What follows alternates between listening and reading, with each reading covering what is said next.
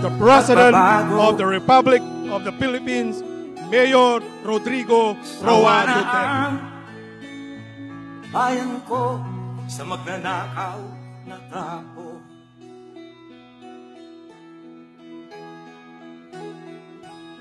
Madilim na kahapon,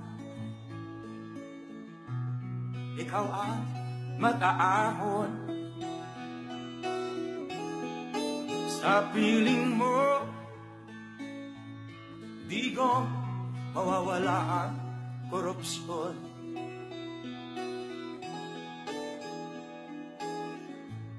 Tayo na, Pilipinas, tayo na magbago. Hawak kamay tayo para sa pag-asenso.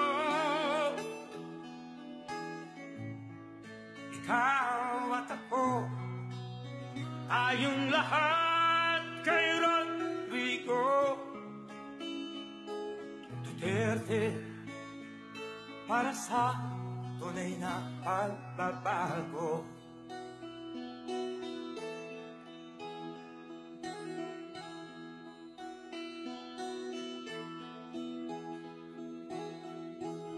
Masdan mo ang paligid, alamak mga krimen, rape, droga at mga nakawan, dapat nang mapigilan.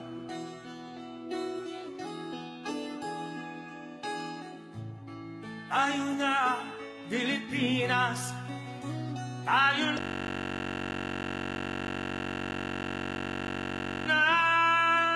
magbago.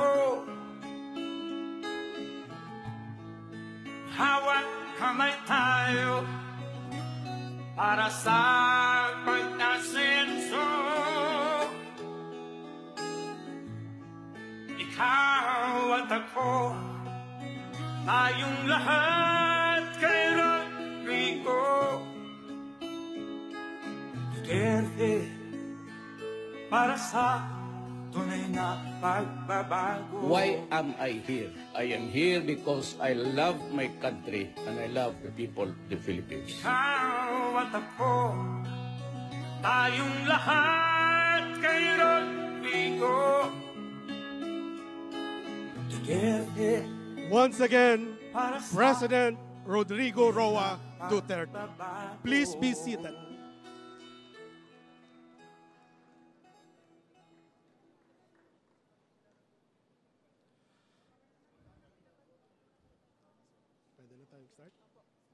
At this point, may we call on Executive Secretary Salvador Medialdea to introduce our guest of honor.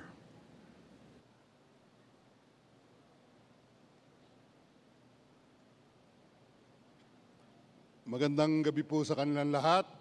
Isang malaking karangalan na ipakilala ko sa inyo ang Pangulo ng Republika ng Pilipinas, Mayor Rodrigo Roa Duterte.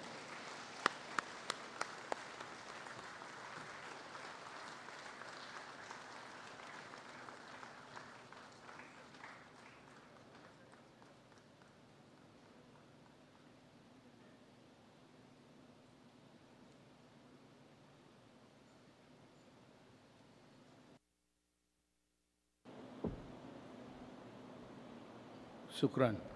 Kindly sit.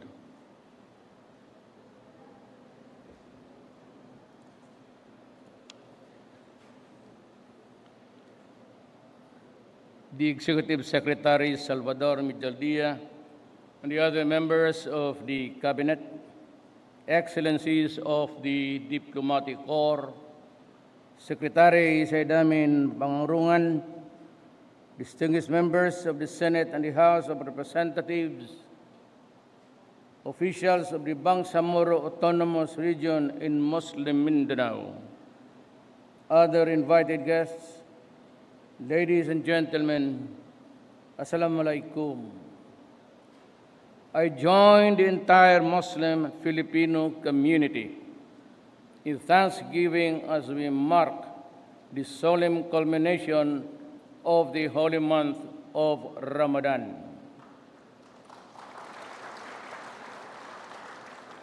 Eid'l Fitr, or the festival of breaking of the fast, is a testament of the strength, faithfulness, and solidarity of our dear Muslim brothers and sisters across the nation and around the world. Indeed, this important occasion, marked by a deep devotion of prayer and unqualified dedication to religious obligations, serves as an inspiration for the rest of us to be firm and committed to our own convictions, religious or otherwise. To our Muslim brothers and sisters, I hope that this time of fervent communication with God, that you will not just be strengthened spiritually, but also enriched with relationships with your fellow men, especially those who are weak, oppressed, and marginalized. May this be an opportunity for the practice of generosity, tolerance, and love for our fellow men, regardless of their religious belief, political affiliation, socioeconomic status, gender, ethnicity, or physical condition. I urge the entire nation to contemplate upon the true meaning of Ramadan. May this time of joy remind us of our shared pursuit to establish lasting peace and stability across the country, especially in Mindanao. Allow me to take this moment to assure you that this administration will endeavor to preserve the fragile peace that we have built in this region that I call home. Allow me to take this moment to assure you that through the National Commission of Muslim Filipinos, we will consistently uphold the rights and welfare of all Muslim Filipinos, and for that matter, for all Filipinos. Any form of violence against the Muslim community or any other tribe, especially those arising from religious extremism, hatred, discrimination, and misguided beliefs, will never be tolerated and will be dealt with by the full force of the law. With the creation of the Bangsamoro Autonomous Region in Muslim Mindanao, a campaign promised that we delivered, we can work more closely and efficiently with our Bangsamoro brothers and sisters in our pursuit to foster a more harmonious and meaningful relationship among all ethnic groups in the region. Let us keep in mind that the heart of the Islamic faith and teachings of Allah is the most important, or are the sacrifice, the value of charity, the reverent duty to look for each other, and one would look out for himself. I hope that despite our differences, each of us will realize that we share the same desire to lead brighter and better lives filled with optimism and acceptance. Let today's joyful celebration remind us that we need to work in solidarity with one another so that we can achieve a common dream for a more peaceful, just, and prosperous Philippines. Eid Mubarak. I'd like to add two things to my speech. First is about the money of the HU, the housing department that was used in to finance the pilgrimage of our Muslim brothers and sisters to make the Hajj. Second is about to enhance that religious spirit in the hearts of all Filipinos. I would like to address myself to the Audit Commission. You know, there's the basic culture of the Malay, tayong lahat. We all come from the Malay race. It's just that Mindanao was evangelized by the Muslim missionaries, but more than 80 to 100 years ahead of Magellan. When Christianity came and took hold somewhere in Leyte, Christianity also began to creep into our country. We are one in blood, but we have different religious faiths. And we accept that. And we accept that you are entitled to believe what you want. And even that, to believe in God. That's a democracy. And we have adapted that kind of democratic practices and institutions. You can either believe or not believe, that's your problem. Because after all, when you die, you face the law and make the accounting. But there's always a hell and the heaven. There are two paths. Choose the one you'd like to tread in. But ito hong nangyari sa ginamit yung pera. I would like to tell you the history of Davao. As said by the Secretary of Bradco, they're both classmates. Si Pangarungan pati si Bijaldia. I would like to sabihin ko na wag mong masyadong pakialaman yan. Because as a matter of fact, there is a fund that's set aside to enhance the travel of our brothers and sisters for the pilgrimage, to fulfill a lifetime dream. Alam mo, sa totoo lang, maybe a part of my Muslim character says that yung pilgrimage sa Hajj, mas importante yan para sa mga Muslim kaysa isang mansyon. You can forget about the housing there that are being planned by government. But to the individual Muslim believer, 5 mansyon na ibigay ng gobyerno, but a simple token of generosity para makapunta siya, makapag-Hajj. Mas importante sa kanya yan. Sometimes you have to take into consideration really the subculture. May culture man tayo, the Filipino, the Malay culture, but we have a subculture of the different tribes, even in the matter of taste. Yung recipe ng pagkain, hindi tayo so ganon.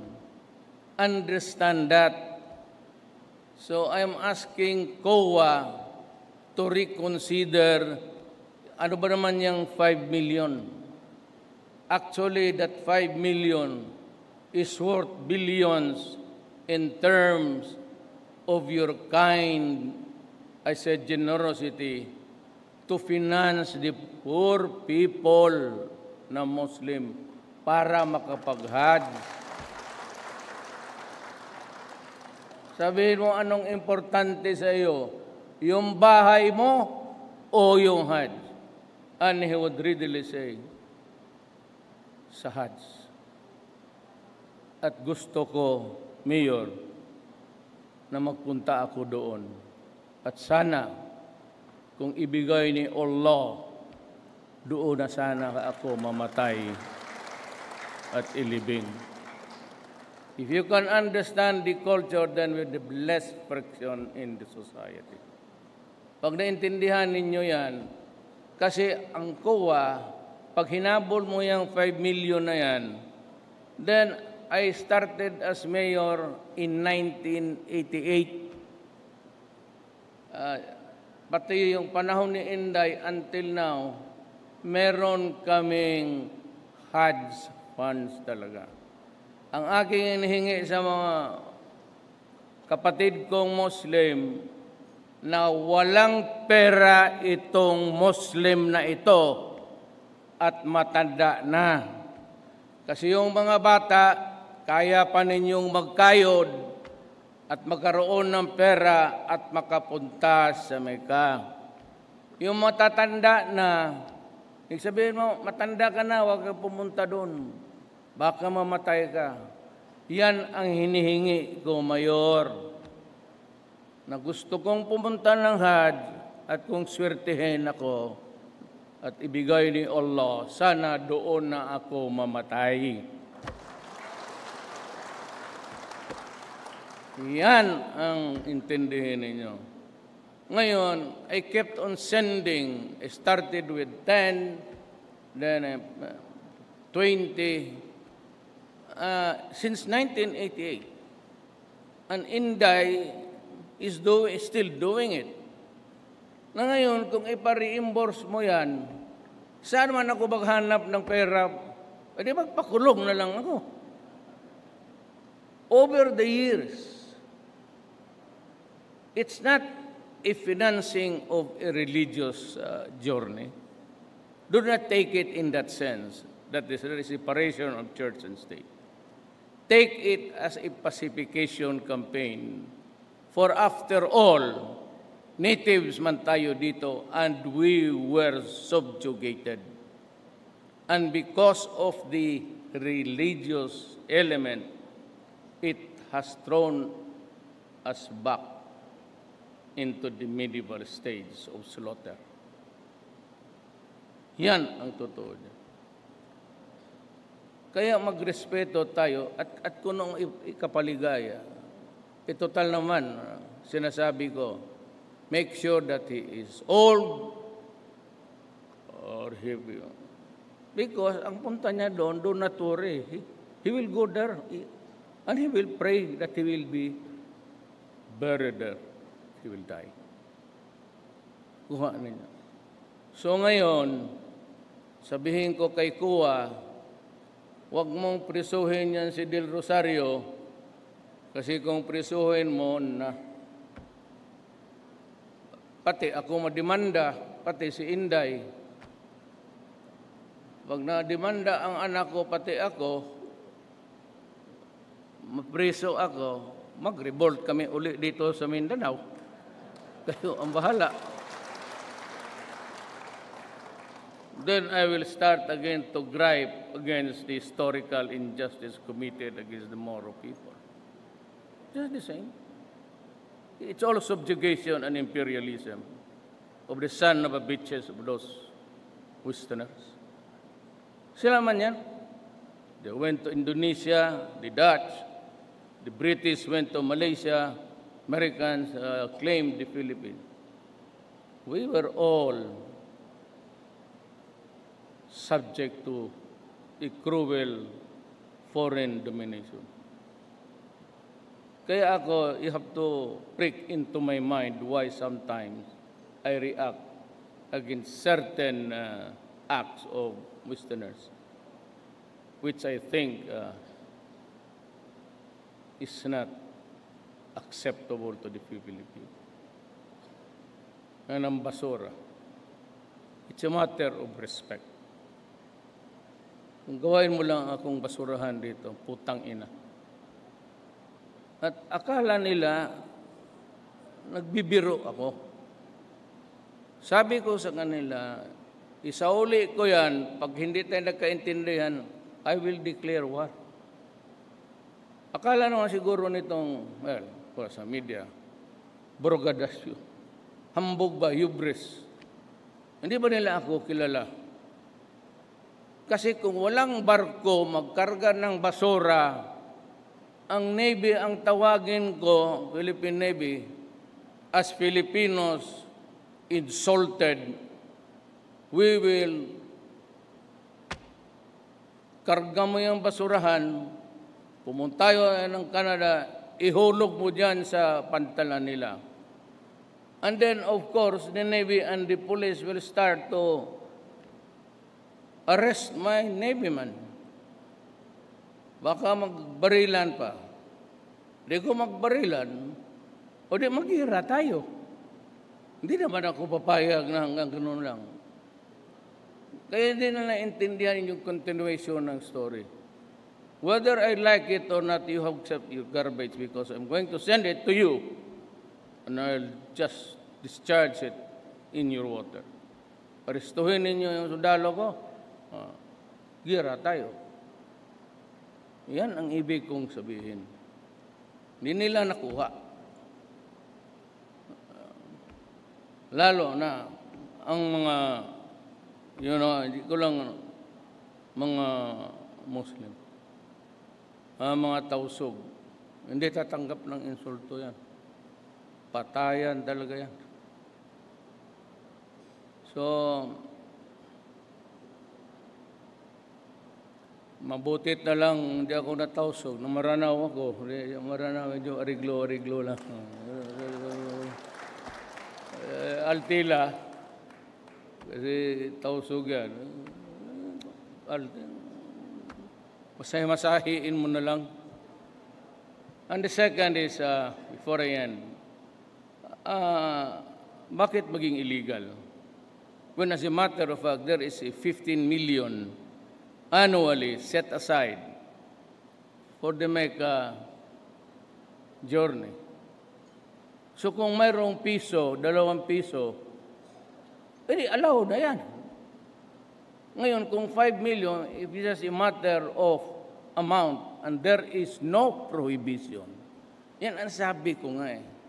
Marami dyan dito sa gobyerno, secretaries, generals, mga makulundahin din sa mga circular. Kuha circular, better, for not any purpose, sabihin ninyo. Pero kung yan nagasto lang, at it was allowed because daan mo yan sa akin, and it is a practice which is good, it is a practice that we should enhance, practice that should be continued. So, probably, classmate man kayo, mag-usap na lang kayo, siguro, Secretary. Malit masyado yung 15. Hanggang Libya ka lang yan. Igera doon. Hindi makaabot ang pamasahe. O Syria. Naloko na. Di marami na akong, may mga workers pa doon. Tapos ang punta ng Hajj, i-hostage ba? Magulo na yan.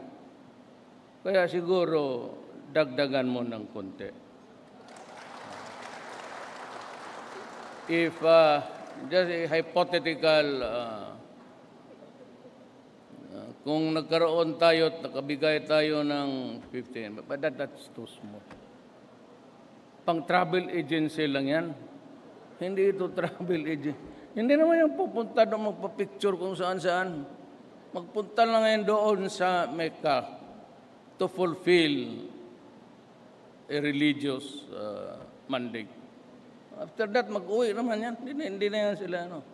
Para sa kanila, pag natapos ang Mecca, wala na silang problema.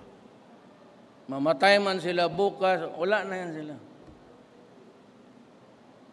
So, ganun yan. So, siguro mga 15. maybe this. You want peace? All of you, you want peace? Filipino, you want peace? Oh, let us invest on peace. Gumastos ka. Hindi mo binibili dito. Tinutulungan mo lang ang kapwa mong Pilipino na ang reliyon, Islam. Let us invest on peace. So, next year, you prepare. By ano na tayo? By tribe. So, it's sino yung governor doon at sino yung pati yung opposition. Para yung opposition, hindi naman sinasali. Talat ng Muslim. So, yung opposition, para tabla, oo, opposition. Siguro 1 million na opposition. Tapos 1 million. Ilang bang tao sa hulo? Mag-abot ng 2 million? Kahit kasali ang taga-Saba dyan. So, ano lang, it should be by tribe. Start with the major tribes. Then, parang you go down, tag-ano na lang sila. Maybe, I'll give you an estimate. But huwag ninyong ubusin. Magdaan kayo ng Dubai para mag-shopping.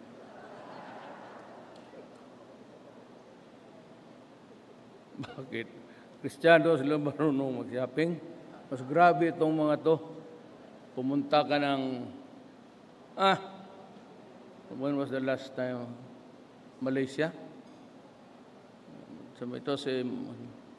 Grabe.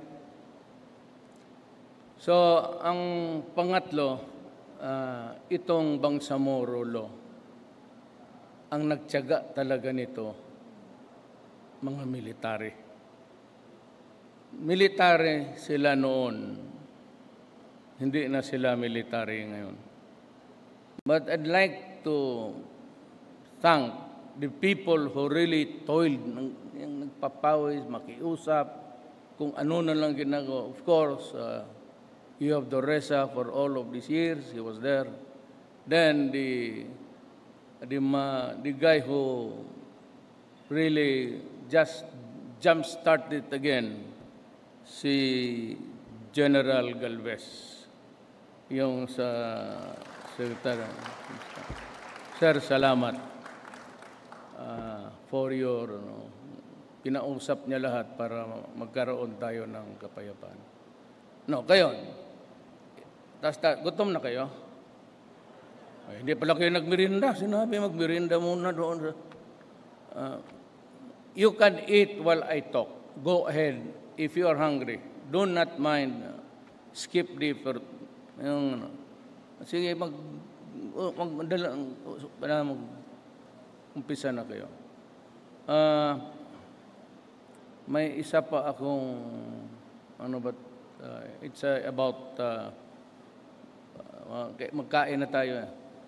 It's enough that napasalamatan ko. And the entire military establishment and the police. You have to thank them for the peaceful election. Ang sinabi ko naman just as Smartmatic, even if there is one vote that is wasted, hindi maganda yan. It will foment and it will generate, sabi ko, maghanap kayo ng bago na walang palpak ni isang boto. Kapag may isang maranaw nagsigiyaw-yaw dyan, hindi na magtahimik yan, lalo ng madaya. Kasi nga may nanalo man kami, bakit ngayon? Wala kami sa pwesto. Hindi na pwede ito, pataya na. Sige, mag-revolt ka na lang, Mayor. Magsali kami sa revolutionary government namin. Eh, paano yung mga general, hindi naman papayag? Makulong tayong lahat. I better just, we pray to Allah. It's the same God. Me, I believe in Allah. I believe in God. So, wag lang nila akong anuhin. Basta ako, may Diyos ako. And I pray for all. especially for my nation and for my, alam naman ninyo, sobra, ang anak kong isa, Maranao, pag-asawa ng Maranao, Maguindanao, ito si Rigo, Maguindanao, ang bae ngayon, si anak ni, o apo ba yan? Puro na, kompleto na ako. Maranao, Badyaw na lang. Salamat. Thank you. Thank you, Mr. President. May we request the President for a photo op opportunity in 6 batches. Kindly wait for your group to be called before proceeding in front. First group is the NCMF officials.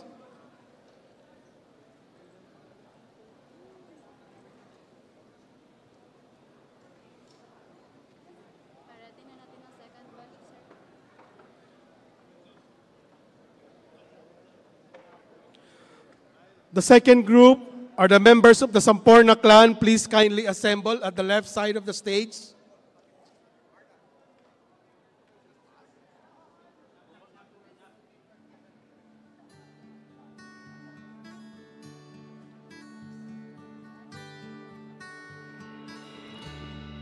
Only 9 people are allowed at the stage.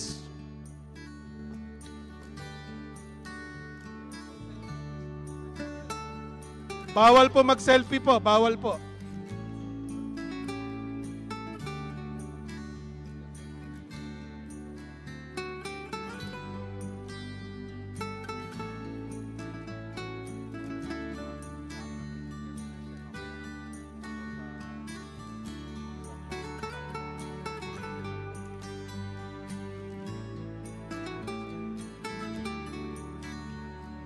Batch 2, may we call on the Samporna clan.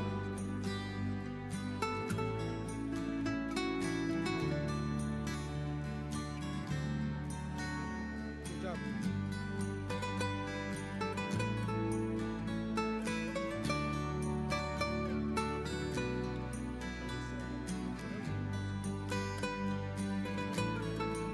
The third group, the Muslim religious leaders, please kindly assemble then at the left side of the stage.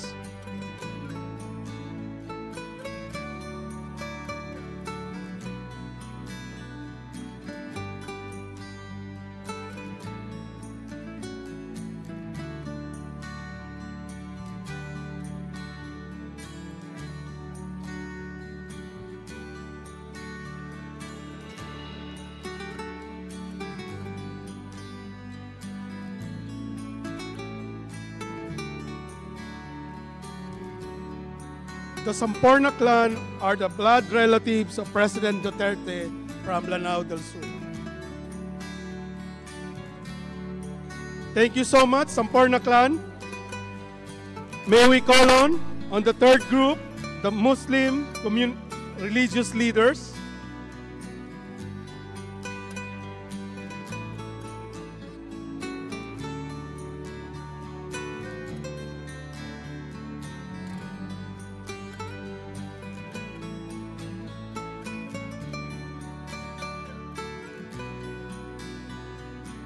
Thank you, batch 2.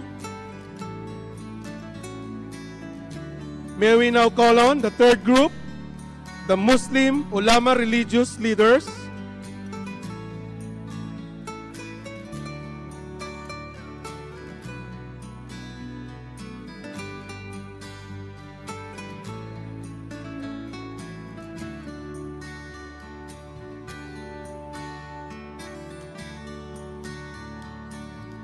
The fourth group are the Muslim community leaders. Paki-assemble na rin po sa left side.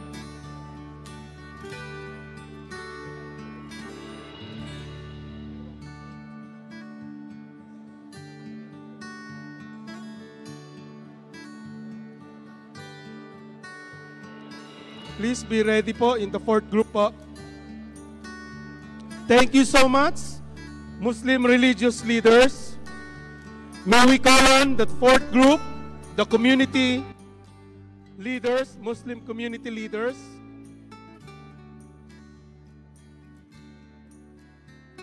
Thank you so much po. Third group.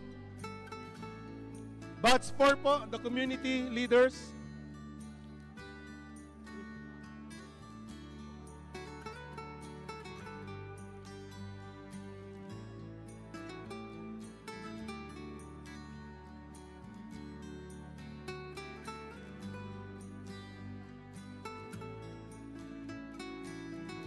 Fourth batch po, the community leaders po.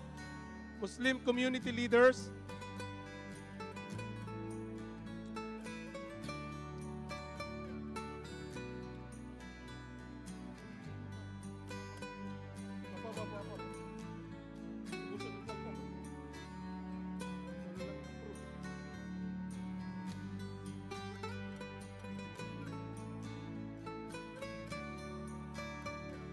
The fifth group, paki-ready na rin po yung officials ng BARM.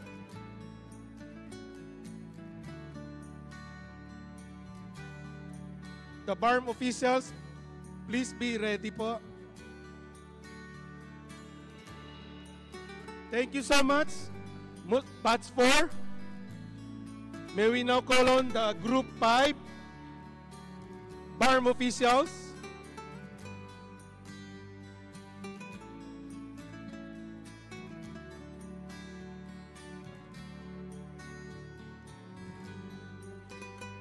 Thank you so much po. Next group po, the BARM officials.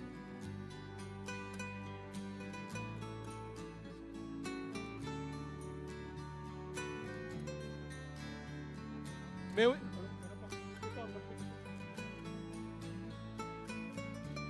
the BARM officials po. Thank you so much po.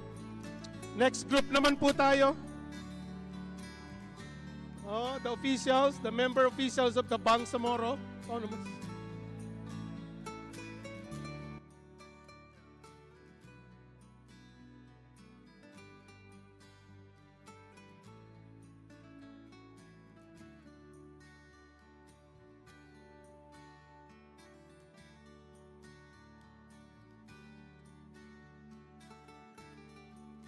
Thank you so much, BARM officials.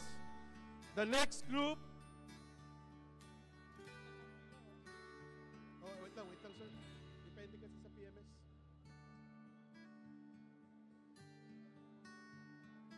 Thank you so much, BARM officials. The next group.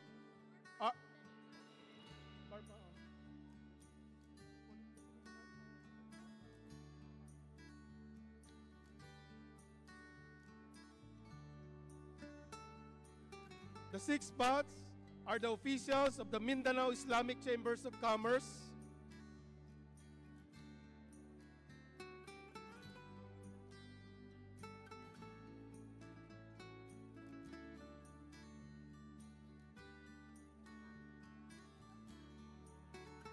May we call on the officials of the Mindanao Islamic Chambers of Commerce? Sixth batch po yun.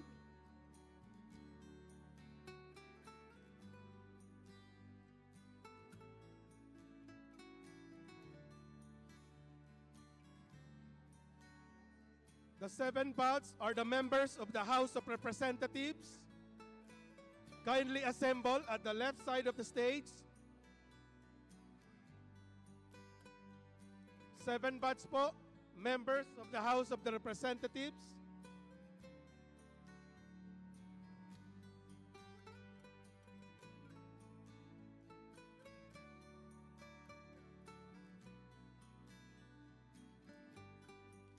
Thank you so much. Mindanao Islamic Chambers of Commerce. For the last batch are the members of the House of Representatives.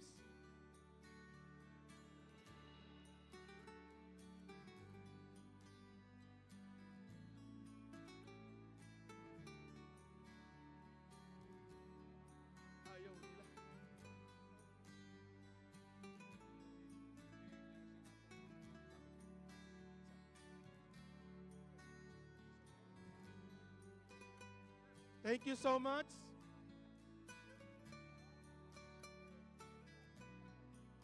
Next batch po are members of the House of Representatives.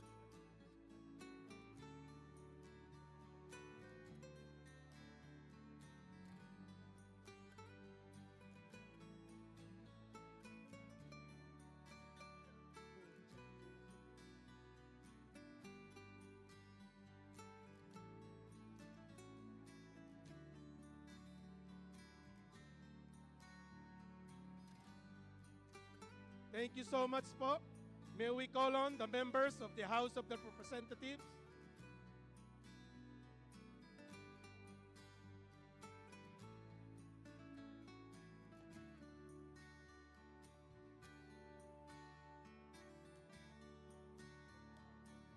Please, pakibaba na po yung 6 batch.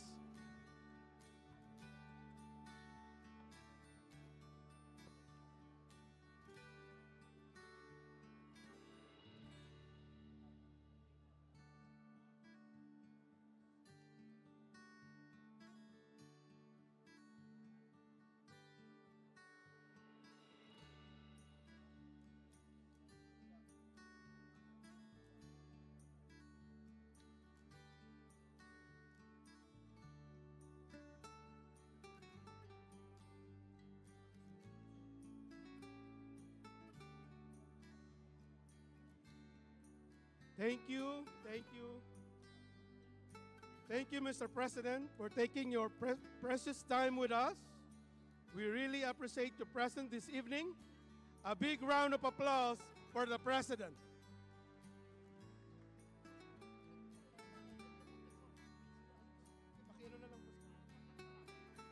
Ladies and gentlemen, that ends our program, and Eid Mubarak to all. Please kindly settle down.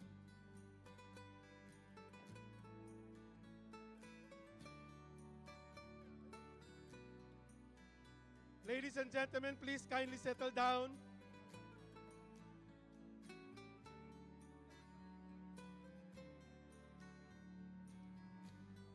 Japanese delegation daw. Gusto daw ng Presidente.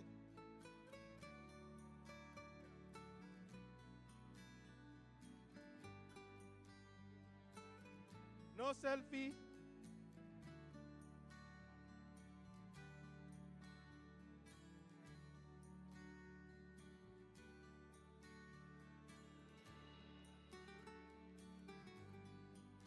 Bawal po mag-selfie po.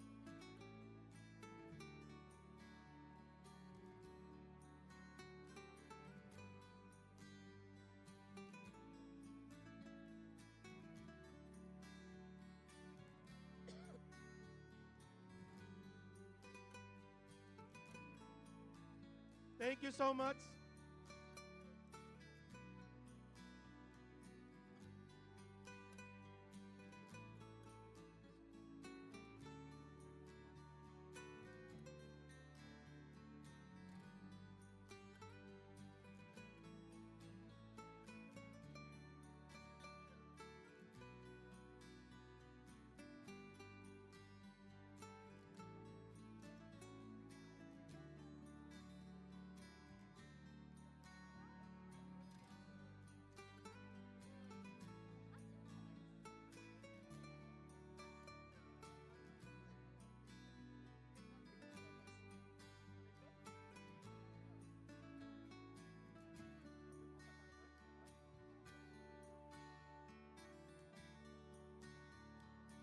Please, pakisettle down na lang po. Magsiupo po tayo lahat.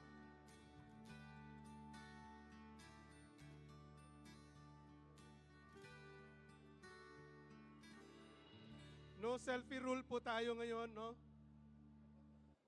Wala, hindi mapigilan talaga.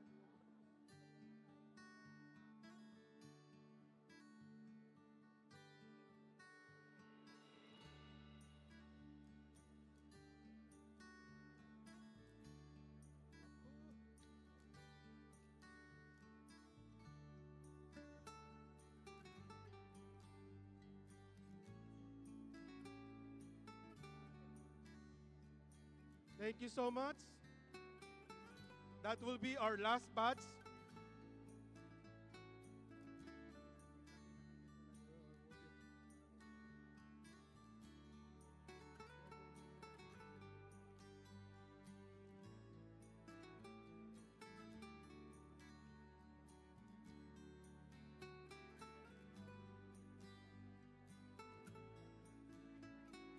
Ladies and gentlemen, may we call on, please, kindly settle down po. Magsiupo po tayo lahat.